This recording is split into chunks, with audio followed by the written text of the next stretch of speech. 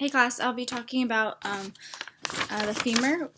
So the femur has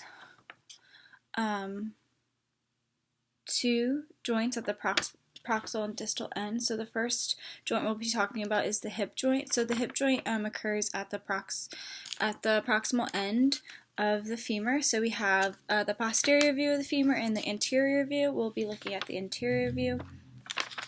So at the proximal end right here we have the head of the femur. And then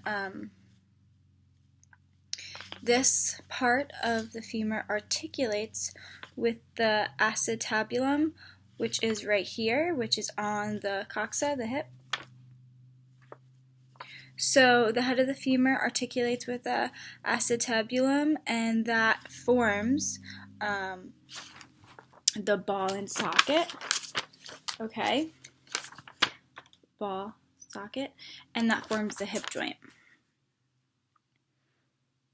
Alright, so now I'm going to show you the different movements for this joint. Down. Okay. So the first movement is flexion. So flexion is an anterior movement. Sorry, I have poor balance. I have really bad knees. So this would be flexion. You are moving your curl towards the midline of your body.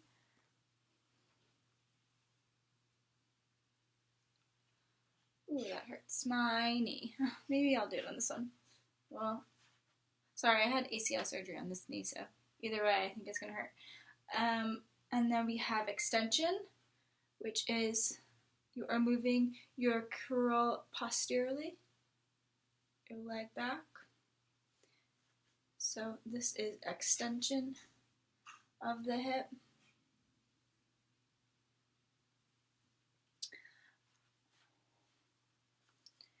We have adduction, which is when you cross your curl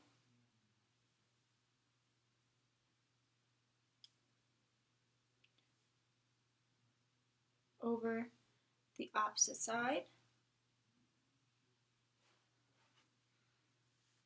Abduction.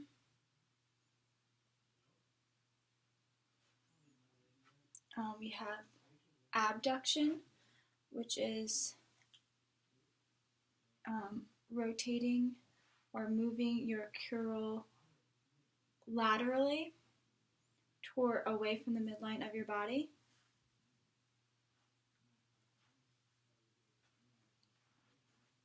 And then we have the lateral rotation, which let me show you my foot. I don't know if you can see it. There we go. Lateral rotation. You can see my hip with that. There we go. Lateral rotation.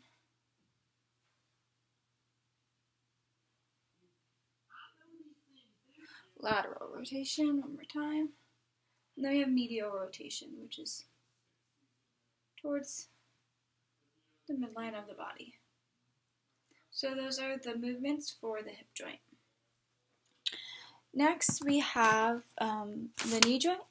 So in this picture in purple we have the knee joint. So the knee joint, if you look at the anterior view, the knee joint, the patella surface articulates with the base of the patella right here. So this is the patellar surface, and this is the base of the patella right here. So these two articulate to form the knee joint. And then in the posterior view, you have the intercondyle fossa articulates with the articular facets right here in the posterior view.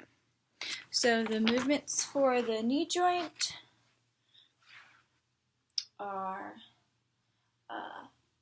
flexion, extension, flexion, extension, flexion, extension. So this is flexion, lifting your curl to the midline of your body, lifting it anteriorly, and then you are lifting your curl posteriorly.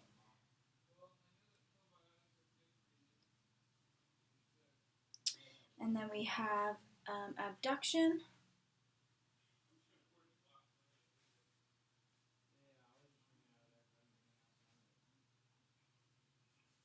We have internal rotation. So internal rotation would be, see, a better angle like this, moving your patella medially. So that would be a medial rotation, or the textbook says internal. And then we have the external lateral rotation, which is something like this.